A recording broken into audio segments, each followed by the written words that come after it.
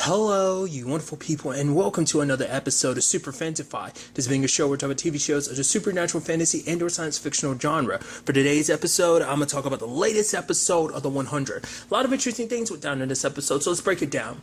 So first and foremost, obviously, it's naming day and everything, and obviously you see Jordan, obviously, and Delilah continue to get close. It's kind of interesting when you hear like Jordan's perspective on things, and it's something I never really thought about. The fact of the matter is he spent his life growing up it just being his parents and all these other different people in cryo, in his perspective, people behind glass, because these are people he's come to know through stories that Monty and Harper told but never got to know these people directly. And it's like these are the only friends he ever had, but they were friends. Well, he grew up not really having any friends. All he had was his parents, and then the whole like going into cryos situation was for him because it's like his parents, he wanted to make this decision because he didn't want to kind of just grow up alone. He wanted to grow up with them. It's like when it's time for him to wake up, it's like, oh, everyone else will be awake too. He'll have friends. They won't be these people behind glasses anymore. They'll be the friends he'll be able to talk to and stuff like that. And Monty and Harper understood what that meant, knowing that they would never see him again. He would never see them again. But what makes it even sadder is because now, with his perspective, Jordan now realizes how much of how sad that situation was, because his parents could always see him there. It's almost kind of like a tease of like he's there, but we can't wake him up, because it'd be selfish. This is what he wants. We can't kind of go against what he wants, especially because he's kind of had to grow up all alone. So who are we to kind of take that from him? And so he feels guilty, because it's like he's here now, and like his parents were teased all those years by like him being so close yet so far away at the same time. And it just, I don't know, it makes you realize the even bigger tragedy behind like their family, and it's heartbreaking. And that obviously plays a big role in this episode in many different regards. Obviously, it's kind of interesting because like it's almost like this, like it's a conversation that's come up a lot during these reviews, just because a lot of shows have been kind of focusing on that. It's kind of legacies and stuff like that. Obviously, Diosa's kind of out in the wild with her baby. Basically, if she can save Rose, the prime that was taken, then basically her baby can grow up in the sanctum. All the while, Octavia has been captured alongside of Rose, and basically one of them in particular was trying to torture her for information and stuff, but there was the one dude, Xavier, who wasn't all about it, because for him it's like, oh, we're going to save these primes, but others are like, they're better off dead, essentially. So we'll get to that later on, but I did like that message from Octavia being like, because, Rose is like, just tell them whatever you want, basically saying like they're monsters, and she's like, so am I. And so when she gets the opportunity, she ends up escaping, runs into Diosa. Luckily, they were able to take all of them out, but sadly, Rose ended up dying. And you can see how much that hit Octavia, because Octavia was like, no, I'm going to protect you. And I think for Octavia, it almost probably feels like another failure in a sense. The fact of the matter is, it's like, oh, I promised this little girl I'd protect her, and she's gone. It makes you wonder on some level that could almost be a metaphor for Octavia, because her saving that little girl is her saving kind of her innocence, who she was, before, everything. More particularly before, the 6-year gap, between season 4 and season 5. I mean, more so, obviously, we know at the end of season 4 there was that time gap already, but you get what I'm trying to say. But it was almost like her almost reclaiming maybe some of her own humanity by her doing that, and to kind of have it taken away like that, for her, it's like, oh, she's wanting to get revenge now because I'm sure looking at Rose made her kind of look at herself, because let's not forget, she kind of had to hide under the floor because, she couldn't let anyone know that Octavia existed. So that was kind of a big issue. So I think, that's where I think the symbolism is there. Maybe that's just me reading too much into it, but I think that'd be pretty dope if that's what they were kind of aiming for, When she saw Rose, she saw herself when she was younger, everything of who she was before all of this, and I'm like,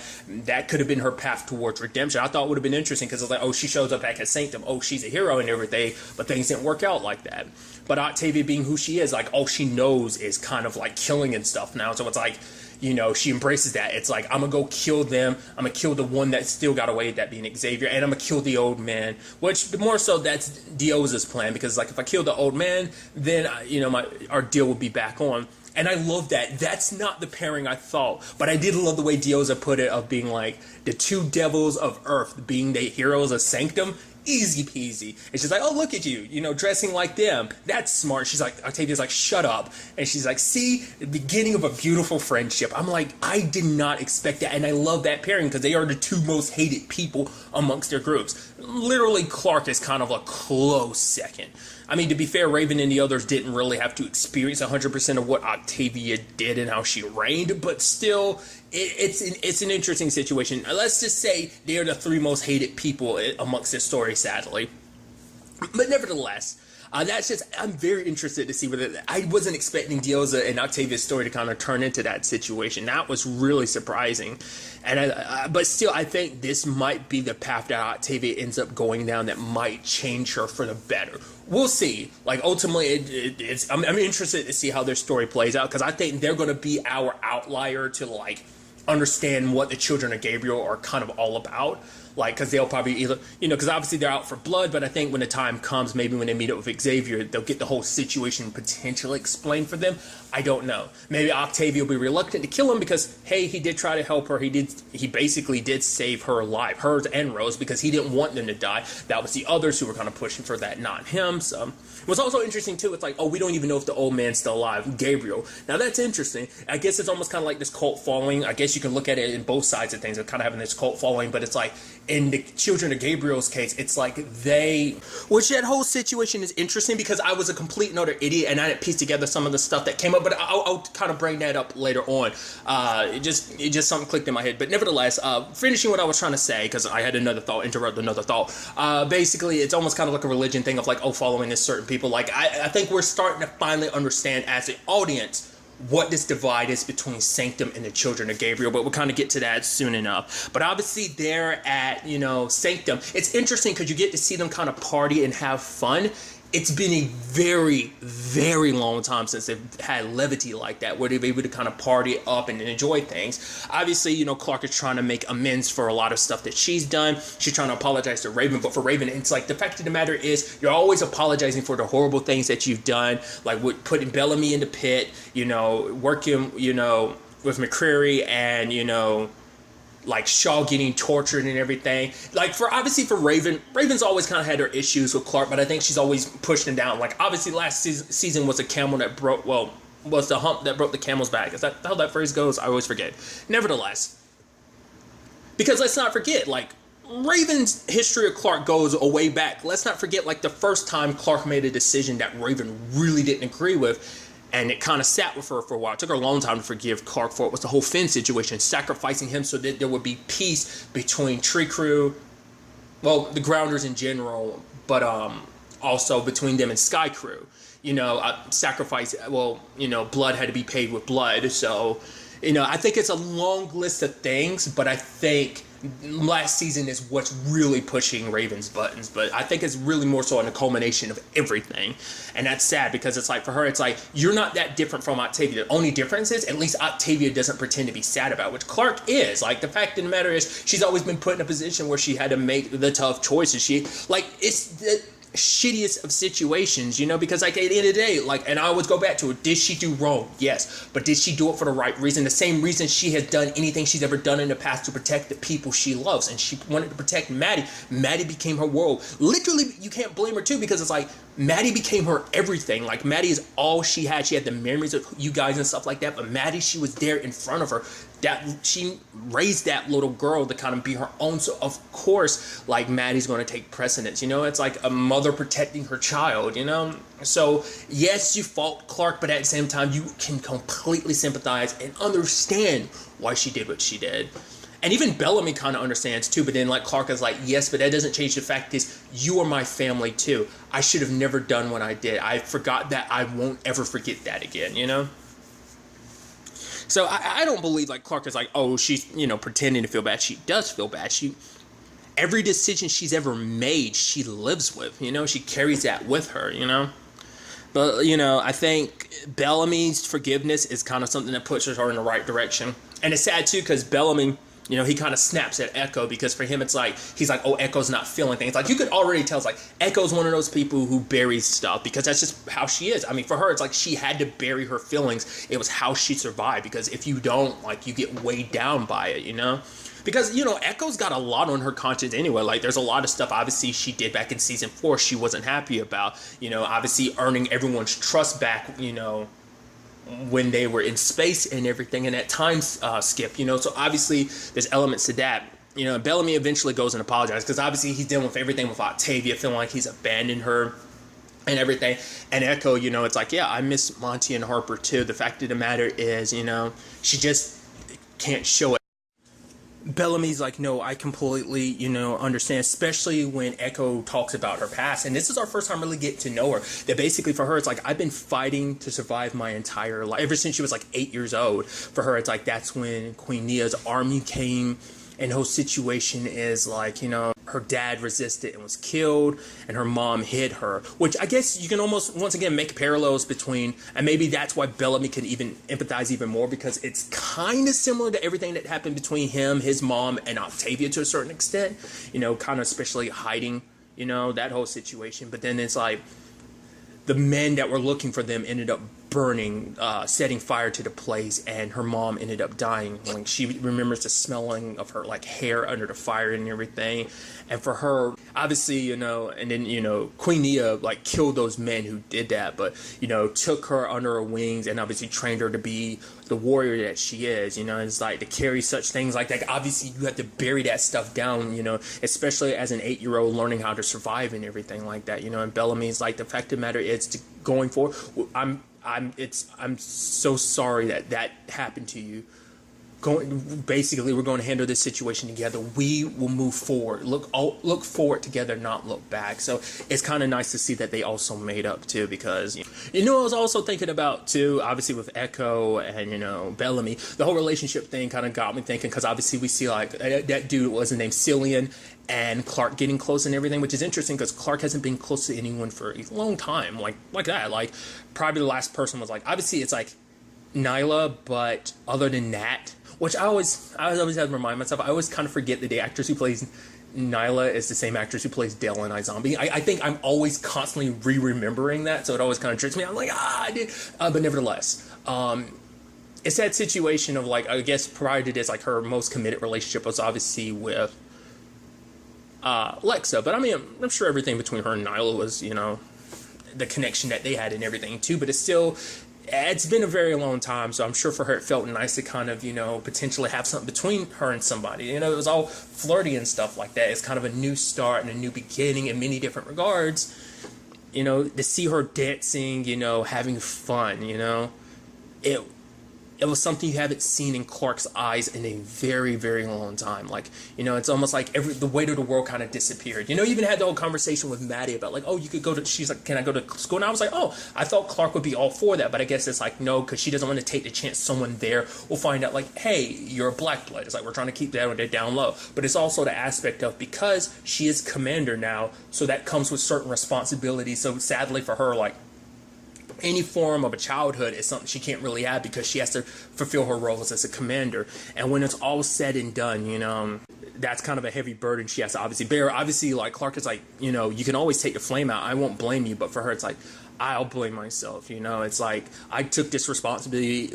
You know, if I don't do this, then it was all kind of, you know, I have to take this responsibility. It's my right to do this. You know, I have to do this, you know.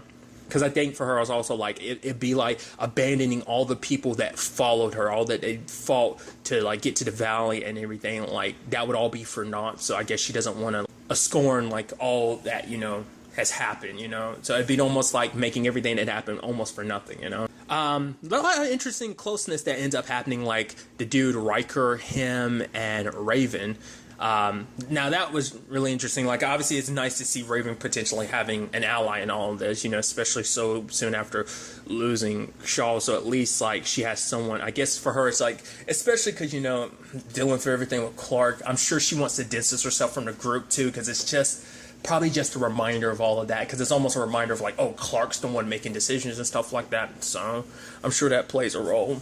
But it's interesting to find out that the dude Riker is one of the people as well. He's one of the primes. What's interesting too is you can definitely tell he doesn't like the ceremony and stuff like that. The prayer and stuff like that, it's not really his cup of tea, it seems like. So And obviously there's the huge situation that obviously happens, like obviously like Delilah, you know, her naming day and stuff like that, you know, and she says a line to Jordan of like, don't let me become another one of those faces behind the glass. And the moment Delilah comes back out after everything, and Jordan's like, Delilah, and she tells Riker, my son, I was like, no, they're not doing, and it totally is. It's literally the same thing as the Flame situation, which is kind of interesting, considering the fact is that because obviously, like, the Flame situation worked way differently with the Commanders, because the Commanders don't overwrite people's brains. Like, those previous Commanders are there with you. So Maddie is still Maddie. She just has the other Commanders kind of in her head. They're like spirits kind of like imbuing her with their wisdom. Obviously, darkness in some cases, but still, like, it's there. And, you know, and it's like, oh man, Jordan just found Delilah and I figured, I was like, this seems like it's some kind of like sacrificial type of thing or whatever. And it's like, to a certain extent, you can see why. And now it's understandable why, like, the children of Gabriel are the way that they are. It's like, oh no, they kill, you know, they were saying it's better to kill them now because, like, they're just going to be erased and their bodies are going to be used by someone else, like they're meat puppets. We actually think about it. I didn't even think about it till now. It's like, that's some, like, Altered Carbon mess right there. Like, if you've never seen Altered Carbon, I highly recommend you check it out. It's kind of a similar thing in certain regards. I don't want to give away too much, but it kind of works in a similar vein of like what they're doing in here on Sanctum. So that's interesting. But yeah, I mean, so that means potentially Delilah's gone forever, and it's so interesting because she was like, don't let me be another glass. I guess for her, it's like, no matter what happens to me, like, don't ever forget me. Don't let me just be some person that you remember that you don't know, like, that remember the time we had together, I guess, you know. So, but that makes that whole situation, because obviously the dude that Clark is getting close to is Cillian, which is sad because he turns out to be one of the spies. But at the same time, you understand, like, for him, he brought up the whole point of like, oh yeah, he makes reference to the fact is that there are two sides to every story, and now we're kind of understanding the other side of things. Now, the situation that confused me, and I was like, I'm an idiot for not realizing it, is the name Josephine. Josephine, she died 6 years ago because she fell. But it didn't click in my head. I was like, right, Josephine, and there was a guy she was getting close to, Gabriel. They call him Old Man and stuff. Because I think up to a certain point in time, Gabriel probably was in line with this whole situation until he got tired of it. Like, sacrificing other people so that they could keep going on. They basically immortalize themselves. The primes are constantly moving on, like, that's the sad, sick situation. It's like, for them, they think of like, oh, they're looking at like the primes as divine. So it's like, oh, we bringing them back. Like, so basically every time someone new is born, a previous prime is brought back in this new body. That's how they keep them going. And to them, it's like, well, this isn't a problem because it's like, oh, they're divine. They're the ones that started everything. So it's up to us to keep bringing them back, sacrificing whoever, you know, we need to sacrifice someone. It's okay for us, for the greater good. Like, I'm sure there are plenty of people in Delilah's case of like, I'm fine with being sacrificed. You can tell she had reservations because it's especially what happened between her and Jordan. It's like, you know, she probably felt that connection. It's like, I don't want to, you know, lose that. But,